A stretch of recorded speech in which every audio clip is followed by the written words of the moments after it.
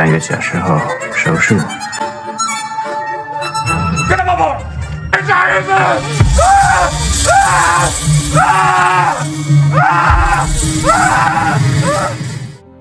！Halo Joner, apa kabar? Udah weekend lagi nih. Yuk kita nonton film bagus banget, Lost in the Stars tahun 2023. Yuk lalajo, yuk. Pulau Barlandia, sebuah pulau surga tersembunyi di Asia Tenggara, menjadi saksi bisu awal kehancuran rumah tangga Pepeng, pria asal Cina yang tengah merayakan ulang tahun pernikahan pertama mereka. Pepeng melaporkan istrinya, Muzi, hilang selama 2 minggu. Namun, polisi setempat menolak laporannya karena kurangnya bukti dan sikap Pepeng yang dianggap tidak kooperatif. Ia sampai panik berteriak-teriak di ruang kantor polisi hingga akhirnya diusir secara paksa. Dalam kepasrahan, ia bertemu seorang inspektur kepolisian yang bisa berbahasa Mandarin dan bersedia membantunya, bahkan memberikan kartu nama untuk dihubungi jika ada perkembangan.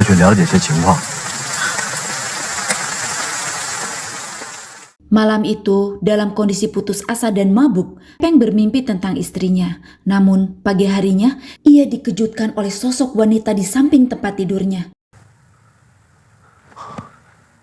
Itu Muzi, istrinya. Wanita itu meminta maaf karena telah meninggalkannya. Pepeng yang syok menolak mengakui wanita itu sebagai istrinya. "Kamu siapa?" cenah. "Aku istrimu," kata wanita itu. "Enak aja," kata si Pepeng. Lalu sang wanita menunjukkan wallpaper ponsel Pepeng yang berisi foto kebersamaan mereka. Pepeng pun menelepon sang inspektur untuk datang memeriksa. Namun, dokumen, paspor, dan identitas wanita itu tampak valid. Waktu kedatangan dan visanya sama dan cocok dengan Pepeng. Adapun alasan pergi meninggalkan suaminya selama 2 minggu, ini adalah karena istrinya lagi pundung aja, karena Pepeng dianggap kurang perhatian padanya. Ketika ditanya dan dites pengetahuan tentang masa lalu dan hubungan mereka, si istri bisa menjawab pertanyaan dengan baik. Staf hotel pun bersaksi bahwa wanita itu adalah istri yang datang bersama Pepeng sejak awal. Tapi si Pepeng kekeh mengatakan dia bukan istrinya. Saat ponsel diperiksa, betapa kagetnya si Pepeng melihat semua media sosial penuh dengan foto kemesraan mereka. Puncaknya, Pepeng dengan pedenya merobek baju istrinya di depan banyak orang untuk membuktikan adanya bekas luka di paha yang ternyata memang ada di situ. Sampai-sampai sang istri sebel, langsung nyabok si Pepeng.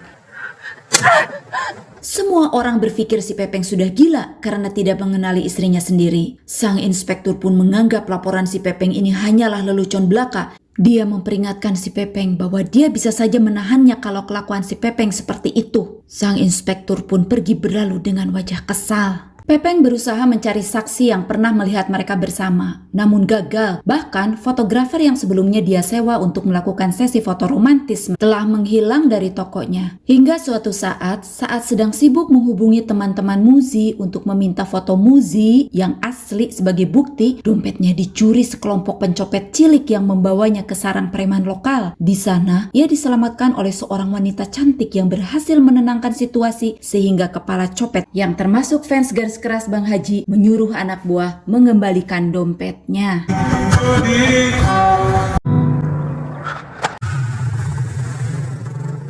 Tak menyerah, Pepeng pergi ke toko buku yang memiliki CCTV. Dia ingat bahwa dia dan istrinya pernah mampir ke toko itu untuk membeli buku. Ternyata di sana ia kembali bertemu istrinya yang sedang membeli buku. Dia pun langsung menelepon inspektur untuk mengecek CCTV bersama-sama dan memperlihatkan rekaman wajah istrinya yang asli. Saat inspektur tiba, rekaman tersebut justru menampilkan video istri dengan jelas, yaitu wujud istri yang ada di hadapannya. Pepeng yang sok mengalami anxiety hebat dan hendak meminum obat yang selalu dibawanya. Namun segera disergap inspektur.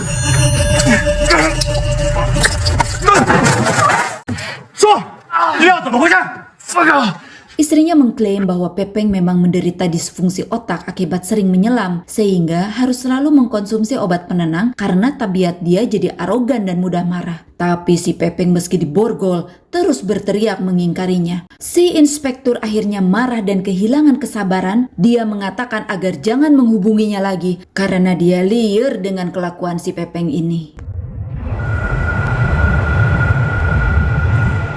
Malam harinya di bar, Si Pepeng menonton berita tentang seorang pengacara handal bernama Chen Chen yang sedang menangani kasus. Seorang bartender mengatakan bahwa Chen Chen ini pengacara terkenal yang kasusnya nggak pernah gagal. Kebetulan Chen Chen sedang ada di bar tersebut. Tanpa ragu, si Pepeng langsung menemui dan meminta tolong atas hilangnya sang istri. Sang pengacara Chen Chen mengatakan harus berhati-hati dengan sindikat yang ada di pulau itu karena sindikat di sana jaringannya sangat luas dan apik. Mereka terbiasa melakukan jual beli organ dengan memanfaatkan turis-turis asing dari luar yang kemungkinan dicarinya tipis, bahkan menjadikan mereka bahan pertunjukan yang aneh.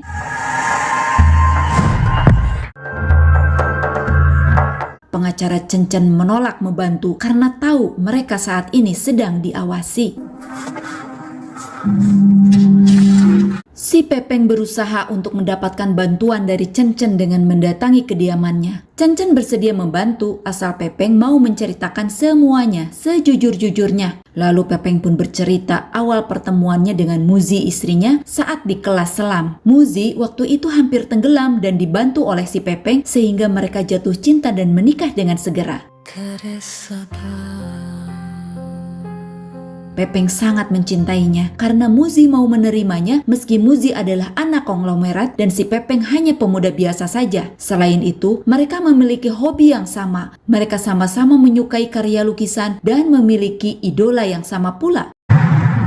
下次你去看梵高的时候，我陪你一块儿去。 Si Pepeng bercerita kalau si Muzi ini pun memiliki sahabat bernama Man-Man. Tapi mereka nggak pernah bertemu dan si Pepeng sudah mencoba menghubunginya. Tetapi tidak bisa karena teleponnya diblokir katanya. Si Pepeng tidak tahu apakah ada hubungannya kehilangan si Muzi ini dengan sahabatnya. Lalu si Pepeng meneruskan ceritanya. Malam itu mereka akan melakukan makan malam romantis di pinggir pantai. Muzi yang nampak enggan untuk datang meminta Pepeng menunggu dia berdandan dulu. Tapi karena si Pepeng yang menunggu di luar hotel malah kebanyakan minum-minum, dia pun mabuk dan tumbang. Dia utah di WC dan ketiduran di sana sehingga dia terlambat menjemput Muzi yang sudah bersiap. Saat dia kembali ke kamar, Muzi yang disinyalir pundung telah menghilang dari sana dan 2 minggu tidak pulang-pulang. Begitu cerita si Pepeng kepada pengacara Chen Chen. My wife from 801.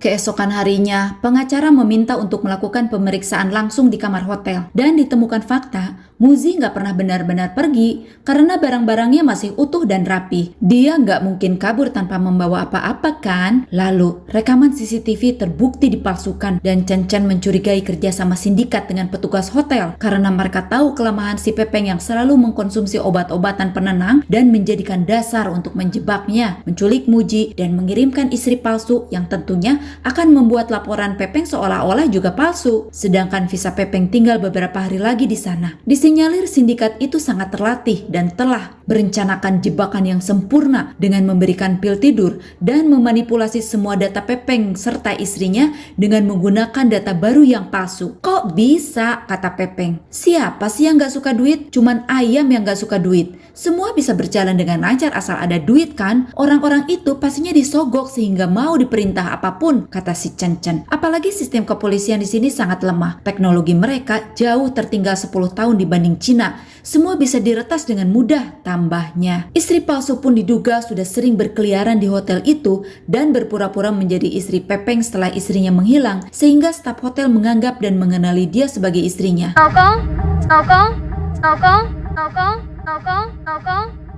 Di saat itu tiba-tiba istrinya si Pepeng datang dong. Dia nampak kesal karena si Pepeng seolah masih tidak mempercayai dia sebagai istrinya. Akhirnya pengacara pun pergi dan menitipkan alat pelacak dengar kepada si Pepeng. Karena hal itulah si Pepeng bersedia menerima ajakan sang istri untuk makan malam bersama.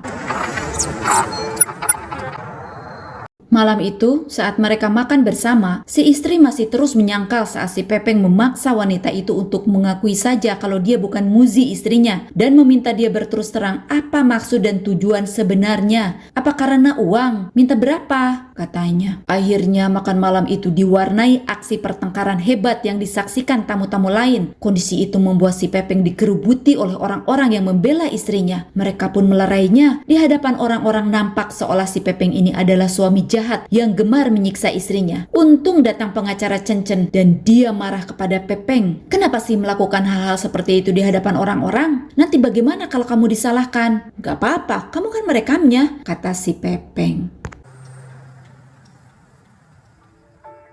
Kemudian keesokan harinya, atas info dari seorang agen, Chen mengajak Pepeng ke suatu tempat. Mereka terlibat aksi kejar-kejaran brutal dengan mobil misterius.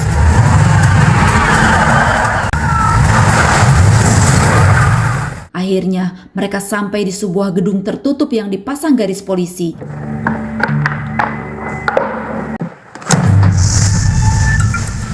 Di sana terdapat dokumentasi perjalanan Pepeng dan Muzi, rencana matang sindikat, visa Muzi, dan foto Pepeng di kasino. Sindikat itu tahu semuanya, bahkan orang tua Muzi yang telah meninggal dalam kecelakaan, yang otomatis Muzilah satu-satunya pewaris. Tiba-tiba musuh datang ke situ dan mereka berhasil melarikan diri dari kejaran komplotan. Chen yang mulai curiga bertanya ke Pepeng, kenapa sih sindikat itu tahu kegiatan Pepeng di kasino? Ternyata kamu penjudi. Apakah Muzi tahu kamu adalah seorang penjudi? Si Chen meminta si Pepeng untuk lebih jujur demi mengungkap kebenaran. Karena bisa jadi sebenarnya si Muzilah otak dibalik semua ini kan? Dia ingin menyiksa dan melecehkan karena tahu suaminya kembali berjudi, cenah. Karena si Chen juga mendapatkan informasi bahwa telah terjadi penarikan besar-besaran dari rekening Muzi sejak dia dinyatakan hilang. Gak mungkin istriku begitu. Karena istriku itu sangat mencintaiku, kata si Pepeng. Si Pepeng pun bercerita bahwa dia adalah keluarga miskin dan dia dulu pergi ke Taiwan untuk mencari uang. Dia menghadapi kehidupan yang keras, tetapi akhirnya dia terlibat dengan pinjol. Beberapa kali dia menang dan pada akhirnya dia malah kecanduan. Nah, kecanduan itu semakin memburuk, membuat dia memiliki banyak hutang. Sampai dia tidak ingat berapa kali judi yang dia menangkan dan berapa kali yang hilang. Tapi pastinya dia sudah hilang banyak. Pada akhirnya, dia sering disiksa bandar karena tidak bisa mengembalikan pinjamannya itu. Akhirnya dia depresi dan banyak meminum obat penenang. Saat itulah dia bertemu dengan Muji yang seolah-olah menyembuhkan dia dari kecanduannya. Muji menjadikan kehidupannya lebih baik. Bahkan Muji bersedia membayar semua utang-utangnya dan memberikan kesempatan untuk membuka lembaran baru asal Pepeng berjanji tidak akan berjudi lagi untuk selama-lamanya. 对不起，母子，我不会再偷了，我保证。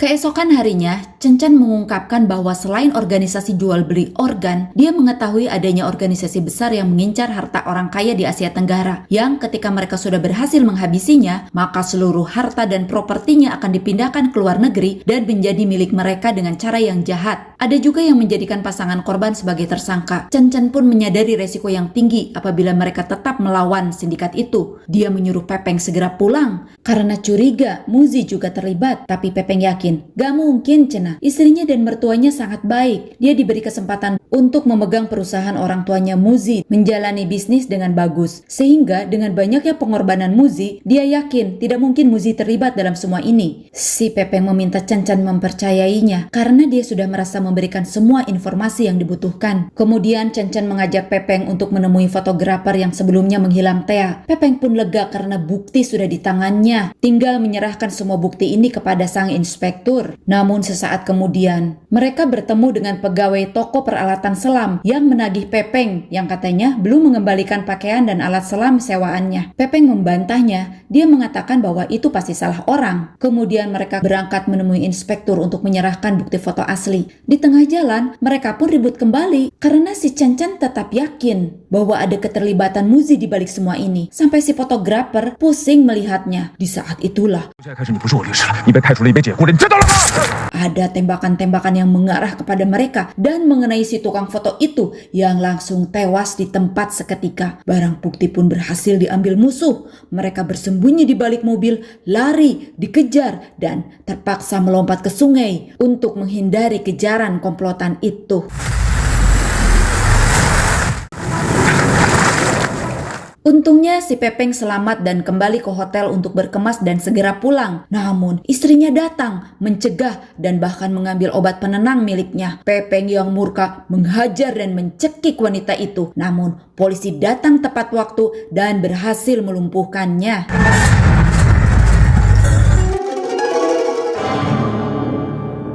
Pepeng terbangun di sebuah ruangan penuh alat medis dalam kondisi terikat. Dia memohon ke dokter untuk menyelamatkannya dan mengatakan bahwa dia adalah korban yang sesungguhnya. Tapi si dokter yang merupakan bagian dari sindikat itu mengabaikannya. Tiba-tiba datanglah sang inspektur. Si Pepeng pun senang dikira akan diselamatkan. Ternyata inspektur datang bersama istrinya dong. Si Pepeng jadi teringat sepatu belewuk yang dikenakan sang inspektur. Sama dengan sepatu pria yang memburunya saat itu. Ternyata mereka satu komplotan. Si Pepeng pun digundulan. Siap-siap untuk menjalani eksekusi berikutnya. Dia pun pingsan lagi.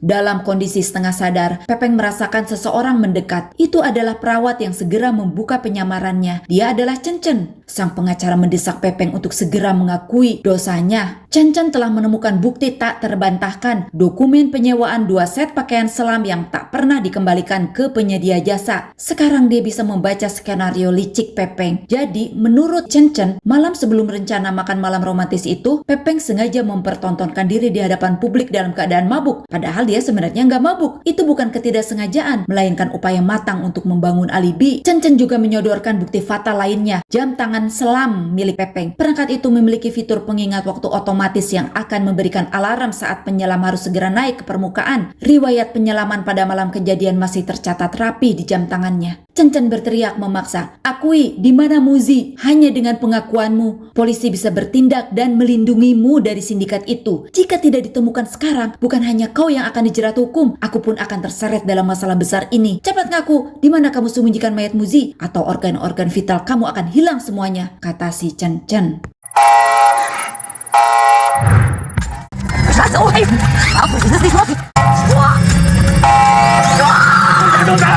Di bawah tekanan mental yang hebat dan bunyi alarm yang terus memekakan telinga, pertahanan Pepeng akhirnya runtuh. Dengan nada getir, ia mengakui perbuatan kejinya. Pepeng telah menenggelamkan istrinya di sekitar mercusuar. Awalnya, dia meminta uang dalam jumlah banyak untuk menutupi hutang ke bandar. Muzi yang merasa telah dibohongi, menolak mentah-mentah dong. Ya iyalah, orang dia pernah nebusin dulu. Bahkan, si Pepeng kan sudah bersumpah untuk tidak akan judi-judi deui. Malah kejadian lagi. Malam itu, ia berencana mencuri uang Muzi di dalam lemari saat Muzi tertidur. Tapi, ia justru menemukan surat pengajuan cerai yang telah disiapkan Muzi untuk ditandatangani. Bisikan setan yang terkutuk pun seketika merasukinya. Daripada diceraikan dan kehilangan segalanya, ia memutuskan untuk melenyapkan istrinya demi menguasai warisan dalam jumlah besar. Rencana pun disusun. Pepeng berpura-pura bertobat nasuha, gak akan pernah mengulanginya lagi. Demi apapun cenah, memohon maaf dengan penuh kepalsuan dan membujuk Muzi untuk merayakan ulang tahun pernikahan pertama mereka di sebuah pulau terpencil. Di sanalah dengan kedok romantisme, ingin memperlihatkan keindahan bintang-bintang dari bawah laut, ia menjebak Muzi dengan maut di kedalaman laut. Cencen pun yakin semua kejadian setelah penyelamatan itu bukanlah kebetulan. Pasti karena si Pepeng sudah paham sosok Muzi sebagai pewaris tunggal, maka dia sengaja mempersiapkan dan mempelajari apapun yang disukai Muji, termasuk tentang seni, agar Muji terpikat padanya. Tapi di hadapan Cencen, dengan pedenya yang luar biasa, ia menyalahkan Muzi. Salahnya sendiri tidak mau membantuku. Coba kalau dia memberiku uang, kejadian ini tidak akan pernah ada. Rebel. Cencen yang murka mendengar pengakuan itu langsung bergegas pergi. Pepeng pun berusaha melepaskan diri dan lari dari tempat itu, yang ternyata hanyalah sebuah bangunan tak terpakai. Alangkah terkejutnya dia melihat kerumunan orang-orang di sana. Mereka adalah orang-orang yang selama ini berinteraksi dengannya. Istri palsunya, inspektur, fotografer, preman-preman, bartender. Ternyata mereka semua adalah tim teater pimpinan Man-Man yang sangat ahli berakting, sehingga Pepeng percaya adanya sindikat dan terperdaya. Bahkan sosok Cencen yang selama ini ia kenal sebagai pengacara handal adalah Man-Man sendiri, sahabat kecil Muzi. Mereka begitu menyayangi satu sama lain layaknya saudara sendiri sejak Muzi menyelamatkan Man-Man dari perundungan di sekolah SD dulu. Man-Man kini telah menjadi sutradara berbakat yang karyanya diakui hingga ke mancanegara. Tentunya bagi Man-Man tidak sulit untuk berakting seperti itu.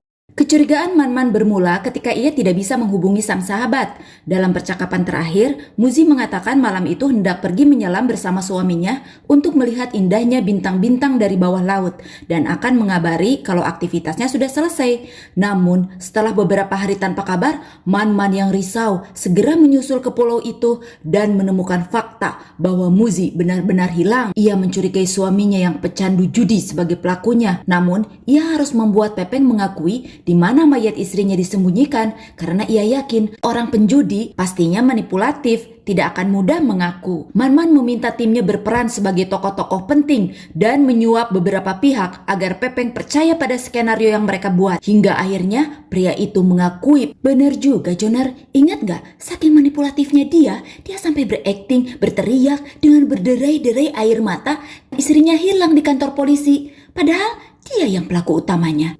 Nurus tunjung. Mendengar semua pengakuan itu, Pepeng justru tertawa sinis dan mencoba kabur.